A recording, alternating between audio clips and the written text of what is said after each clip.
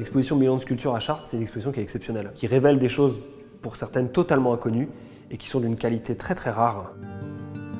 Tout est restauré pour l'occasion et qui permettent d'apporter un éclairage tout à fait nouveau sur l'histoire de la sculpture et l'histoire de la sculpture particulièrement à Chartres. Ce qui a été intéressant dans la conception de cette exposition, c'est qu'on a dû prévoir dès l'accrochage de l'exposition de sculpture des espaces vides pour accueillir le Festival Archipel.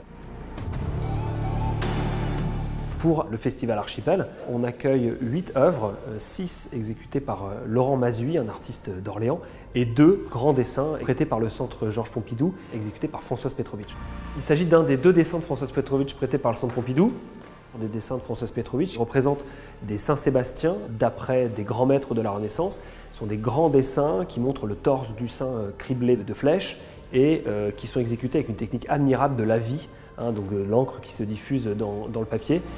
Là, l'artiste crée son modelé avec toutes ces diffusions comme ça d'encre avec un cerne qui vient totalement fermer le corps. Et il y a cette dimension bien sûr de la figure religieuse, donc qui rentre en écho assez facile, je dirais, avec les sculptures qui sont présentées dans l'exposition, qui sont toutes des sculptures religieuses.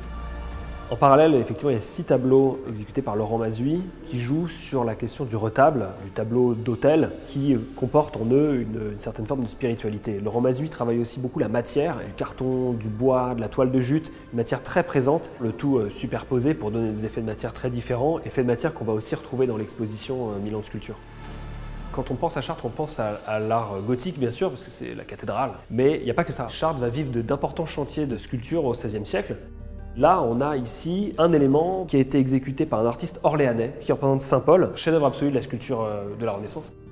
Ici, on est face à des éléments de l'ancien hôtel-dieu de Chartres qui a été détruit en 1868 et ces éléments ont été prélevés au XIXe siècle, ils n'ont jamais été exposés depuis. Ça permet au public d'apprécier vraiment toute la matière en fait, qui a été travaillée par les artistes au début du XIIIe siècle en l'occurrence. L'exposition Milan de sculpture, c'est une exposition qui invite à la contemplation, au calme, à la profondeur. C'est vrai qu'on a des sculptures religieuses d'un côté, des œuvres qui comportent en elles une certaine dimension sacrée. Le mariage des deux est assez émouvant.